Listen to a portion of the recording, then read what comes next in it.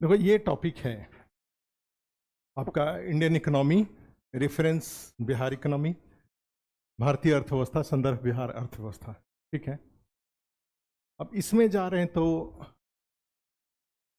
आप जानते हैं कि ये आपके जो मेंस के चैलेंजेज हैं वो 3 हैं। एक चैलेंज है जीएस पेपर 1 का, दूसरा है जीएस पेपर 2 का, और तीसरा है एस्से या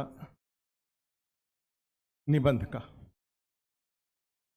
ठीक है, तो जीएस पेपर 1 में एक जो करंट अफेयर्स का सेक्शन होता है, आप जानते हैं कि जीएस पेपर 1 3 पार्ट में बटा हुआ है, section A, section B, section C. तो जो करंट अफेयर्स वाला सेक्शन है उसमें 4 टॉपिक से क्वेश्चन आ सकते हैं। ठीक है, जनरली आया हुआ पीछे है। एक है WTO, world bank and IMF। एक और है ग्लोबलाइजेशन, और एक और हो सकता है India's contribution in global economy. Bharat के, ये ओवरऑल जितना भी है उससे रिलेटेड होता है, भारत की विश्व अर्थव्यवस्था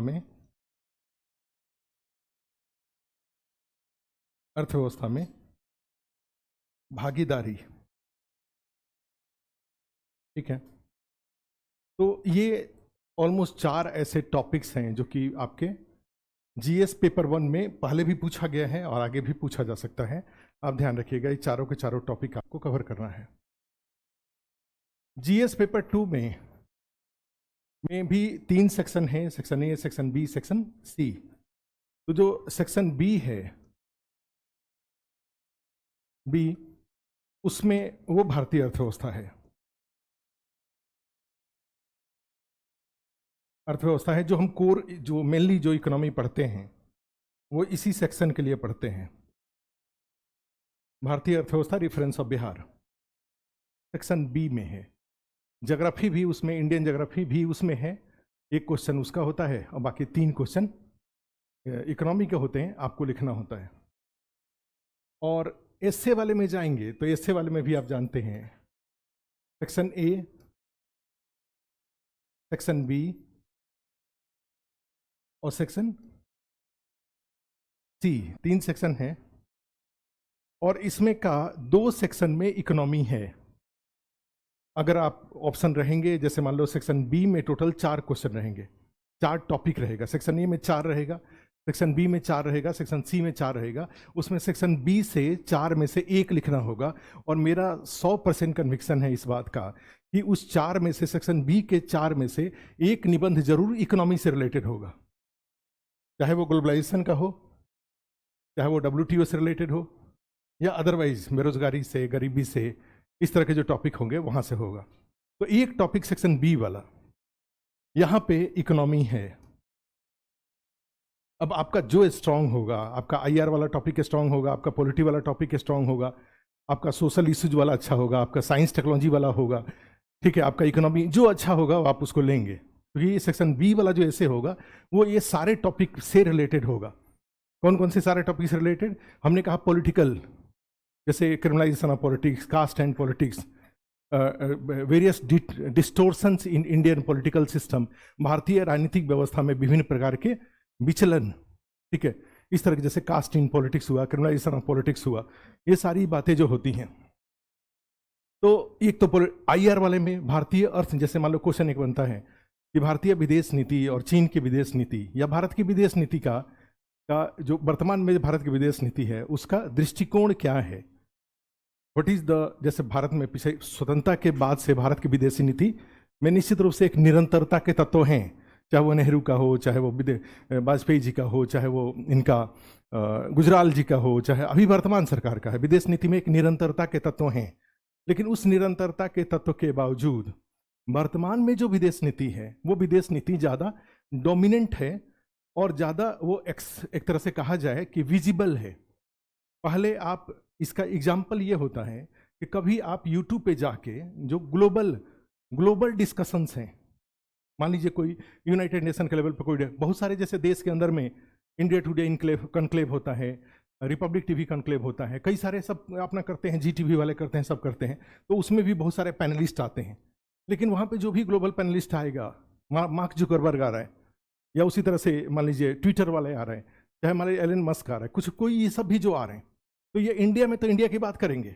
लेकिन ये देखने की बात है कि अगर ब्रिटेन में कोई इस तरह का कॉन्फ्रेंस हो रहा है, कोई अमेरिका में इस तरह का कॉन्फ्रेंस हो रहा है, जो यूट्यूब पे बहुत सारे इस तरह के वीडियो अवेलेबल हैं, उसमें वो 1 घंटा अगर बोलता है एलन मस्क, तो उसमें इंडिया का कितना बार वो रेफरेंस ले रहा है। क्योंकि आप जब उस तरह के वीडियो देखते हैं तो उसमें आप देखेंगे कि वो अगर 100 बार किसी देश, विभिन्न देशों का नाम लिया है, तो उसमें देखेंगे कि कम से कम 60 बार वो चाइना का नाम लेगा। तो अब देखने की बात है कि वो 60 बार इंडिया चाइना का नाम लिया, तो क्या 2-4 बार भी इंडिया का नाम लिया है? तो अगर इंडिया का नाम ले रहा है, इसका मतलब है कि इंडिया इमर्ज कर रहा है, इंडिया का ग्लोबल रिलेवेंस बढ़ रहा है। ठीक है, तो अभी के टाइम पे जाएंगे तो माने भारत का विश्व संदर्भ में जो भारत की विदेश नीति है उसका अप्रोच क्या है, और चाइना के विदेश नीति का अप्रोच क्या है। तो ये भी एक ओवरऑल एक बनता है ओरिएंटेशन। आप न्यूज़पेपर में पढ़ते हैं इन बातों को, आप मैगजीन वगैरह में भी कई बार पढ़ते हैं, और पढ़ना भी चाहिए इस तरह का। कई बार डिबेट, राज्यसभा टीवी पर डिबेट भी आता है, तो राज्यसभा टीवी पर जो डिबेट आ रहा है उस डिबेट को भी कई बार सुनने चाहिए। ठीक है, क्योंकि भारत के विदेश नीति जैसे नहीं आ रहा है कि विश्व गुरु वाली बात है। अब जो भारत के विदेश नीति का है, भारत देने में विश्वास कर रहा है, विश्व स्तर पे देने, हर जगह जहां भी जा रहा है, लेने की बात नहीं कर रहा है। भारत किस चीज़ की बात कर रहा है? देने की बात कर रहा है। जैसे मान लो कोरोना पेंडेमिक में जो आपका वैक्सीन डिप्लोमेसी था, तो देने की बात थी ना, वो लेने वाली बात थोड़ी थी। उसी तरह से जाएंगे तो और भी आज के डेट में कई सारे टेक्नोलॉजी जो दिया जा रहा है, तो टेक्नोलॉजी में देने की बात करता है भारत।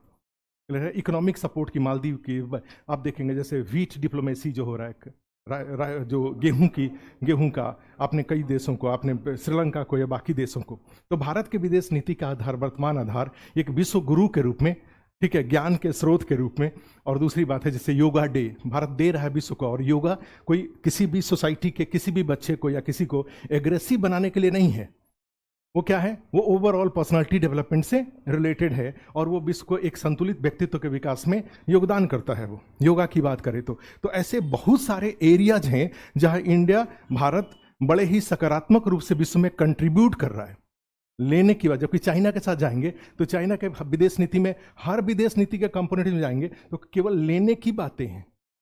कैसे भाई, आप गलवान छीन लो, तो डोकलाम छीन लो, तो साउथ चाइना सी छीन लो, तो ताइवान को छीन लो।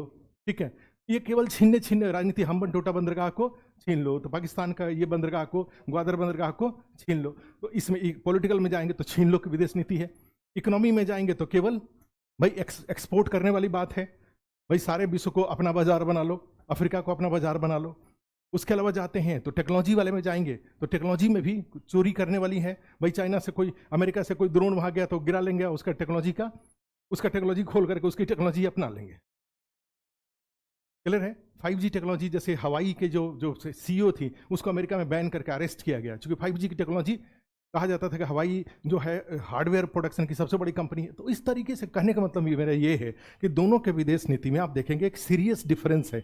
चाइना की कर्ज, इंडिया क्या कर रहा है, एक तरह से सपोर्ट वाला, सहायता की राजनीति, अफगानिस्तान को सहायता की राजनीति, श्रीलंका को सहायता की राजनीति, मालदीव को सहायता की राजनीति, और भी। जबकि इनके साथ क्या, चाइना के साथ क्या है, वो कर्ज की राजनीति करता है, कर्ज दे करके उस देश को अपने ट्रैप में फंसा लो, डेट ट्रैप में फंसा रहा है। और चाइना का साथ विश्व के लिए कष्टकारी हो रहा है, जबकि भारत का साथ विश्व के लिए, ठीक है। तो इस तरीके, अब ये जो ओरिएंटेशन है, ये ओरिएंटेशन के बहुत सारे राज्यसभा टीवी पर आपको मिलेगा, आपको कई जगहों पे इस तरह के आपको चर्चाएं मिलेंगी। उस चर्चा को जरूर सुनना चाहिए और पढ़ना चाहिए।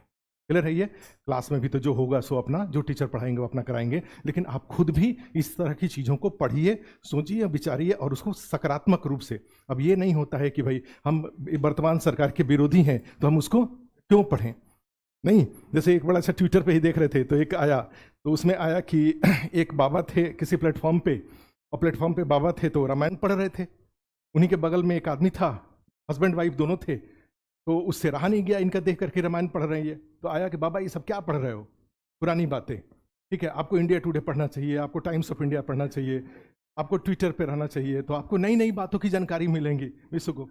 ठीक है, ट्रेन आई और ट्रेन आई तो दोनों सब उसमें चढ़े, बाबा दूसरे गेट से चढ़ा, ये दूसरे गेट से चढ़ा। थोड़ी देर में आवाज़ आने लगी, वो चिल्लाने लगा बहुत देर जोर जोर से। तो बाबा ने देखा कि भाई क्यों चिल्ला रहे हो, तो मैं तो चढ़ गया, मेरी पत्नी छूट गई प्लेटफॉर्म पे ही। कौन सी घटना घटी? वो ट्रेन में चढ़ गया, उसकी पत्नी छूट गई। बाबा ने कहा कि रामायण पढ़े होते तो ऐसा नहीं होता, क्योंकि रामायण में लिखा हुआ है कि राम जी पहले जब वन जा रहे थे तो पहले उन्होंने सीता जी को रथ पे चढ़ाया था।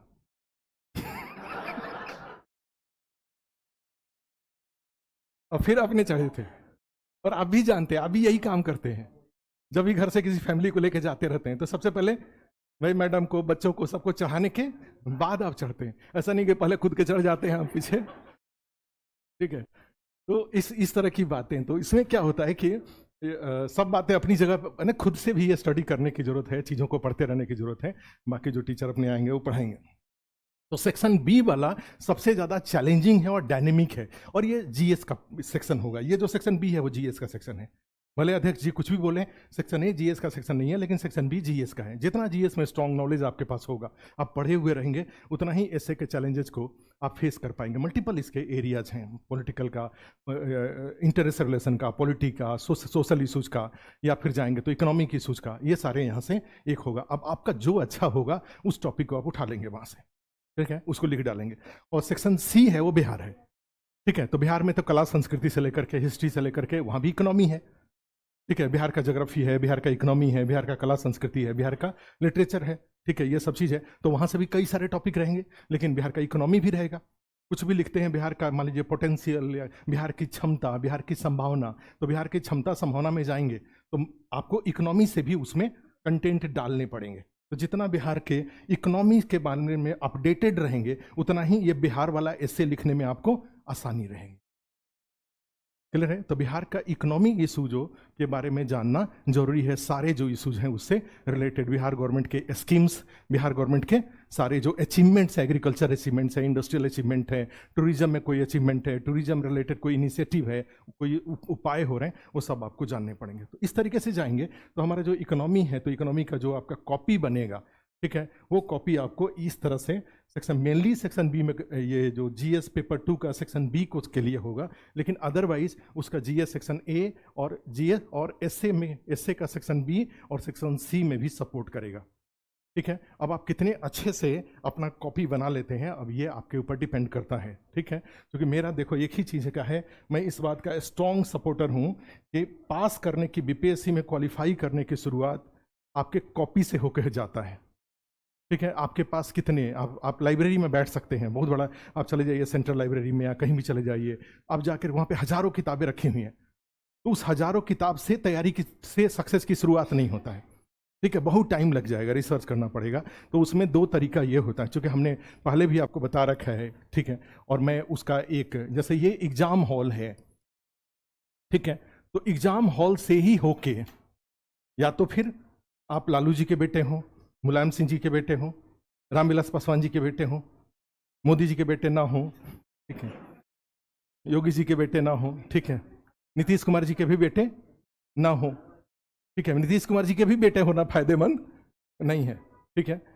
तो लेकिन इन लोगों का बेटा होना, बेटा बेटी होना फायदेमंद है। इससे हो करके जीवन में सफलता के लिए इससे हो के जाना जरूरी नहीं है। आप साधारण आदमी हैं, और साधारण आदमी को अपने जीवन की ऊंचाइयों को अगर पाना है, कुछ भी पाना है, ठीक है, आप डीएसपी बन जाते हैं। बिहार में डीएसपी का अर्ली एज में कोई 22-23 साल में डीएसपी बन जाता है, वो आईजी के पोस्ट से होकर रिटायर करता है। पुलिस प्रशासन में ये एक पॉजिटिव चीज है कि वहां पे प्रमोशन तेज है। 10 साल के अंदर में एएसपी बन जाएंगे, ठीक है। उसी तरह से 15, जैसे 46वीं बैच के जो बीपीएससी हैं, बीपीएससी वाले लोग हैं, वो अब एसपी बन चुके हैं। एक भभुआ के एसपी हैं, जो मेरे जानने वाले हैं, भभुआ के एसपी हैं या उधर के, और दूसरे जो अमृतेंदु शेखर हैं, वो पटना रेल के एसपी हैं, ठीक है। तो वो लोग आईपीएस बन चुके हैं, ठीक है। 46वीं बीपीएससी के लोग फर्स्ट सेकंड टॉपर थे, वो आईपीएस बन चुके हैं, ठीक है। तो 46वीं बीपीएससी मुझे लग रहा है कि ज़्यादा दिन नहीं हुआ, 15-15 साल शायद हुआ, 15 साल में। तो 15 साल में एसपी बन गए। अगर आप 22 साल में मान लो हो रहा है, 42 साल तक अगर एसपी बन जाते हैं तो 60 साल में रिटायरमेंट है। तो एसपी से 10 साल एसपी रहे, उसके बाद डीआईजी, आईजी बन के रिटायर करेंगे। तो आईजी बनने के बाद तो फिर और भी बहुत सारे रास्ते खुल जाते हैं ना। आईजी से बनने से पहले ही अगर रिजाइन करके कहीं विधायक बन जाएं, ठीक है, कहीं सांसद बन जाए, लेकिन एक साधारण आदमी का जो जीवन की सफलता है वो यहीं से होके जाएगा। इसके बाहर का जीवन ज्यादा आसान नहीं है, कठिन है। ये वाला ज्यादा आसान है। भाई 3 जीएस का पेपर है, उस जीएस के पेपर को अच्छे से संभाल लें तो मंत्री जी बनने के चांसेस ज्यादा है। नहीं तो फिर एक ही उपाय है, लालू जी का बेटा बेटी होना। ठीक है, और वो संभव आपके लिए है नहीं। क्लियर है? तो अब एग्जाम हॉल से मान लो यहीं से सक्सेस हो रहा है, सफलता, तो हमने पहले भी बता रखा है, दोबारा रिपीट कर रहा हूं कि ये एग्जाम हॉल में जैसे 2 तरह का व्यक्तित्व होता है। आपका जो अभी वर्तमान जो विद्यार्थी के स्टेज में है, आपका सोच यहां तक नहीं पहुंचना चाहिए। आपका जो इमेजिनेशन है, ठीक है, जो ड्रीम है, वो यहां तक पहुंचना चाहिए, एग्जाम हॉल तक। भाई इकोनॉमी के चैलेंजेस को एग्जाम हॉल में सामने है और मैं उसको कैसे हल कर रहा हूं, या हल कर पा रहा हूं कि नहीं कर पा रहा हूं। औद्योगिक विकास की वर्तमान स्थिति, भारत सरकार और बिहार सरकार द्वारा किए जा रहे उपाय, ये क्वेश्चन आया हुआ है और मैं इस क्वेश्चन का रिप्लाई यहां पर ठीक से कर पा रहा हूं कि नहीं कर पा रहा हूं, वहीं तक इमेजिनेशन जाकर के रुक जाना चाहिए। यहां तक जाएगा तो फिर यहां पर कंसंट्रेशन कम हो जाएगा, या उसके पहले वाले फेज पे कंसंट्रेशन, चूंकि ये अब यहां तक, अब तो दूसरा क्वेश्चन आप पूछेंगे कि सर यहां नहीं, इसके बारे में नहीं सोचेंगे, तो इसके लिए मोटिवेशन कहां से मिलेगा? एक ये भी बात है, लेकिन मेरा मानना ये है कि यहां के बारे में मत सोचिए, ये आपके हाथ का नहीं है। आपके हाथ का क्या है? यहां पर अच्छा परफॉर्म करना। एग्जाम हॉल में क्या करना होगा? यहां पे आपको श्रेष्ठ प्रदर्शन करना होगा, क्योंकि कंपटीशन है ये। और इस श्रेष्ठ प्रदर्शन करने का, ठीक है, करने के लिए जो जरूरी है, एक ही जरूरत है इस श्रेष्ठ प्रदर्शन करने के लिए, वो होता है ज्ञान। क्या उसको बोलते हैं? नॉलेज। ठीक है, और नॉलेज के 2 स्रोत हैं। एक है एक स्रोत को, एक अध्ययन सामग्री को 10 बार पढ़ना, या लाइब्रेरी को एक बार पढ़ना। 10 को इंटू 1 बार पढ़ना। आप खुद से उसके देखो, ज्ञान किससे होगा? 1 को 10 बार की 10 को 1 बार, 1 को 10 बार। यही सबसे बड़ी चुनौती है। बीपीएससी का एग्जाम इतना डिफिकल्ट नहीं होता जैसे नीट के एग्जाम में बिठा दिया जाए, जेईई का एग्जाम में बिठा दिया जाए, तो वो तो डिफिकल्ट होता है। कोई आके कहे कि नहीं वो आसान होता है, ये मानने वाली बात है, ये कहा जाएगा बिना मतलब का समझा रहे हैं।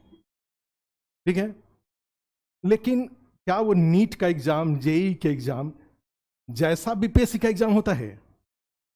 पटना कलम, मौर्य कला, जयप्रकाश नारायण, गांधी जी, चंपारण विद्रोह 1857, ये डिफिकल्ट होता है। ये आपने ठीक से इसको नहीं पढ़ा है, क्या माने क्या चीज है? ये डिफिकल्ट है या आपने ठीक से नहीं पढ़ा है? ठीक से नहीं पढ़ा है। ऐसा नहीं है कि सुना हुआ नहीं है। करंट अफेयर्स में रसिया यूक्रेन 1 साल पूरा हो गया, इसके दुष्प्रभाव बहुत हैं, लेकिन अभी भी समाधान नहीं है। तो ये टॉपिक, आप ऐसा थोड़ी है कि आप नहीं जानते हैं इस चीज को, आपने इसको पढ़ा नहीं है। यहीं पे फिजिक्स का कोई न्यूमेरिकल रख देते और रसिया यूक्रेन और उसका प्रभाव, तो दोनों में ज्यादा आसान कौन सा है? ठीक है, तो ये रसिया यूक्रेन बीपीएससी में पूछा जाएगा ना मेंस में। डेटा इंटरप्रिटेशन में 4 में से 2 लिखना है, 2 करना है, और वो भी प्रेडिक्टेबल है। 4 ही टोटल टॉपिक है, 4 टॉपिक में से 2 आपको करना है। टोटल 4 ही तो टॉपिक होता है डेटा इंटरप्रिटेशन वाले में। ठीक है, सोच के देखो, जीएस पेपर 1 हो गया, जीएस पेपर 2 में जाते हैं तो पॉलिटी है, इकोनॉमी, ज्योग्राफी है और साइंस टेक्नोलॉजी है। वहां पर भी ढेर सारे ऑप्शन हैं, और उस पेपर को चाहे कभी का पेपर उठा के देखिए, आने वाला 68 का मेंस 12 तारीख से है, उसका पेपर को उठा के देखिएगा, एक भी टॉपिक उसमें ऐसा नहीं होगा जो आपने सुन नहीं रखा है। आप जानते नहीं है, ये अलग बात है, लेकिन टॉपिक ऐसा नहीं होगा कि अनसुना कोई टॉपिक होगा, सुना हुआ टॉपिक होगा। क्लियर है? अब सुने हुए टॉपिक को आप कितने इफेक्टिव तरीके से, कितने प्रभावी तरीके से आप करते हैं, लिखते हैं, और वो अच्छे तरीके से लिखना इस बात पे डिपेंड करेगा कि आपको उसका ज्ञान है कि नहीं है। जैसे हमने विदेश नीति का ओरिएंटेशन बताया, तो टॉपिक थोड़ी डिफिकल्ट था। डिफिकल्ट क्या है? उसका सही मैटर विथ एग्जाम्पल, और आपको उसका याद होना, एक डायग्राम बना करके उसका मैथ की तरह याद होना। अगर वो याद होगा तो भारतीय विदेश नीति से रिलेटेड कोई भी क्वेश्चन होगा तो उस कंटेंट का यूज करके आप खूब अच्छे से उसका आंसर लिख देंगे, और जब आप एग्जाम हॉल से निकलेंगे तो आपको लगेगा कि मेरा हो रहा है सिलेक्शन। क्लियर है? तो इसमें आता है तो ज्ञान तो एक को। अब यहाँ पे यही है कि आपको अपने यहाँ कोचिंग में एक ही चीज का हमेशा रिव्यू करना है। क्या चीज का? कि इस एक जो अध्ययन सामग्री, क्योंकि सबसे बड़ा विद्यार्थी के साथ, बीपीएससी की तैयारी करने वाले के साथ सबसे बड़ी दिक्कत इस बात की है कि वो एक आपके पास है कि नहीं है। ठीक है? अगर ये एक आपके पास नहीं है, इसका मतलब है कि फिर वो लाइब्रेरी को रेफर करना पड़ेगा, और लाइब्रेरी को रेफर करके आप एग्जाम हॉल में जा करके परफॉर्म नहीं कर सकते। अब वो जो एक है वो हर आदमी के लिए अलग अलग हो सकता है। किसी के लिए वो 80% हो सकता है, किसी के लिए वो 60% हो सकता है, किसी के लिए 40% हो सकता है। तो पॉजिटिव सोच ये है कि कम से कम 40% तो है, अब तो 60 ही करना है ना। ठीक है? या मेरे पास 60% है तो अब हमें 40 ही तो करना है। किसी के पास, मान लो किसी को लगता है कि 80% है, जो घर में एक महिला बैठी हुई है, ठीक है, जो कई तरीके से टाइम काट करके, टाइम की चोरी करके, टाइम काट करके, बच्चे से टाइम काट के, हस्बैंड से टाइम काट के, परिवार से टाइम काट करके, और वो पढ़ रही है, तो उसको तो जो इकोनॉमिक्स का क्लास नोट्स बनेगा वो उसके लिए 100% होगा। ठीक है? उसी तरह से जो जॉब में है, कई लोग जो जॉब में है, बैंक में, दिन भर बैंक में जॉब किए हुए हैं, शाम को टाइम मिला हुआ है, सुबह शाम टाइम थोड़ा बहुत मिला हुआ है उनको, तो उनके लिए नोट्स हो सकता है 80% होगा। क्लियर है? तीसरा कैटेगरी एक है जो कि मुखर्जी नगर यहाँ वहाँ रह के तैयारी कर रहे हैं, तो उनको लगेगा कि ये तो 60, ये तो 40% है। ठीक है? कौन पास करेगा इसमें? कौन पास करेगा? महिलाएं पास करेंगी। क्यों पास करेंगी? उन्होंने उसको संपूर्ण मान करके, और उसको 10 बार वो पढ़ गई है, हिस्ट्री कल्चर के नोट्स को 10 बार पढ़ गई है। तो जो क्वेश्चन आएगा, मान लो 3 क्वेश्चन लिखना है, 2 क्वेश्चन ही अच्छा उसने लिखा, एक क्वेश्चन एवरेज हुआ, तब भी तो 300 नंबर का क्वेश्चन उसको लिखना है। पेपर में 450-500 का क्वेश्चन आया हुआ है, अथवा भी तो आता है। अगर पुराने पैटर्न के अनुसार देखें तो 6 क्वेश्चन आता था, 6 में से 3 लिखना है, उसी तरह से 4 में से 3 लिखना है, उस तरह से 4 में से 2 लिखना है। अगर बात करें जीएस पेपर 1 की बात करें तो 4, इसमें हिस्ट्री में से 5 या 6 में से 3 लिखना होता था, करंट अफेयर्स वाले में से 4 में से 3 लिखना होता था, डेटा इंटरप्रिटेशन में से 4 में से 2 लिखना होता था। तो अगर वो, तो उसको इस पूरे पेपर में उसकी जरूरत कितनी है? उसकी जरूरत ही 60% है, क्योंकि 40% तो उसको छोड़ने का विकल्प बीपीएससी ने दे रखा है। तो 60% अगर जो यहाँ पे कराया गया, उसी को वो उसको रट ले, याद कर ले। और अब जब एक और होता है, कई बार किसी टॉपिक को जब अच्छे से आप जान लेते हैं तो आपका दिमाग उसमें अप्लाई होना शुरू हो जाता है। यही नॉलेज की जांच है कि उस टॉपिक को जानने के बाद आपका अपना दिमाग उससे जुड़ पा रहा है कि नहीं जुड़ पा रहा है। जैसे मान लो पटना कलम हो गया, और पटना कलम के सारे कंटेंट जान लिए, अब उसमें आपका दिमाग अगर लगना शुरू हो गया कि अच्छा अंग्रेज भारत में थे, और उनको जब यहाँ पे नौकरी करते थे, जब उनको विदेश जब अपने देश जाना होता था, तो भाई यहाँ का देश कैसा है, यहाँ के लोग कैसे हैं, उसको दिखाने का आज तो बहुत अच्छा तरीका है। फोटो खींचते हैं, व्हाट्सअप कर देते हैं। आज लोग घूमने जा रहे हैं तो व्हाट्सअप ज्यादा कर रहे हैं, फेसबुक पे ज्यादा डाल रहे हैं, और उस जगह को एंजॉय, माने दूसरे को टेंशन ज्यादा दे रहे हैं, खुद एंजॉय कम कर रहे हैं। माने अधिकांश लोग किस बात में बिजी हैं? फोटो खींच करके फेसबुक में डाल के पड़ोसी दूसरे के घर में झगड़ा लगाना। यही हो रहा है ना भाई, फोटो डाल दिए तो दूसरा जो आपके जानकार होंगे वो क्या करेंगे? देखिए घूमने गए हैं, आप तो कभी मुझे ले ही नहीं जाते, लो गए वो हैं, झगड़ा आपके घर में शुरू हो गया। आ रहा समझ में? तो इसमें आता है कि अंग्रेजों को ब्रिटेन जाना है, तो आज ना फोटोग्राफी है, उस समय तो पटना कलम ही होता था ना भाई। जो चित्र होगा वो बना करके वो ले जा करके दिखाएंगे कि इंडिया ये है। इंडिया की गरीबी को दिखाना, जिससे कि मैं वहां जा करके भारत में अच्छा काम कर रहा हूं। एक खराब देश में, गरीब देश में मैं पॉजिटिव चेंजेस लाने के लिए काम कर रहा हूं, अपने शासन का लॉजिक प्रमाणित करना, ठीक है। और मालदीव को जाकर के, मालदीव का फोटो ले जाकर दिखाएंगे, स्विट्जरलैंड का फोटो लेकर दिखाएंगे, तो पूछा जाएगा कि तुम यहाँ क्या कर रहे हो, वो तो ऑलरेडी स्विट्जरलैंड है। भाई खराब चीजों को दिखाएंगे तब तो जाकर लॉजिक प्रमाणित करेंगे, या जो रियलिटी है वही दिखाएंगे। मछली बाजार ले जाके बना के, मछली बाजार का फोटो बना के दिखाएंगे, तो देखो यहाँ कैसा बाजार लगता है। उस जमाने में वही तरीका था। तो आपका खुद का दिमाग अप्लाई, जब कोई टॉपिक आएगा तो आपका खुद का दिमाग अप्लाई होना शुरू हो जाएगा। इसका मतलब है कि आपको नॉलेज हो गया है, और ये कहा जाता है नॉलेज की रियलिटी। तो मेन जैसे यहां पर आपको यही देखना है कि अब क्वालिटी अलग अलग हो सकता है, वही बताया कि हर आदमी के लिए क्वालिटी अलग अलग हो सकता है। वो आपके टाइम पर डिपेंड करेगा कि वो जो नोट्स यहाँ बन रहा है वो नोट्स आपको सफिशियंट लग रहा है या इनसफिशियंट है, वो पर्याप्त है या कम पर्याप्त है, आपके समय पर डिपेंड करता है। हमारे पास टाइम ही नहीं है, हमारे पास 2 ही घंटे का टाइम है, तो जो बना के दे दिया गया मैं उससे ज़्यादा कुछ कर ही नहीं सकता, तो मेरे लिए 100% हो गया वो। और मेरे पास 20 घंटा टाइम है, तो स्वाभाविक रूप से मेरे लिए क्या हो जाएगा, वो कम हो जाएगा। वैसे कम है नहीं, आप बहुत जगहों पे 10 तरह से चीज़ों को ला के जोड़ेंगे, वो एग्जाम हॉल तक जाना नहीं है उसको। भाई आपके नोट्स की रियलिटी क्या है कि उसमें की कितनी बातें एग्जाम हॉल तक जा पाएगा।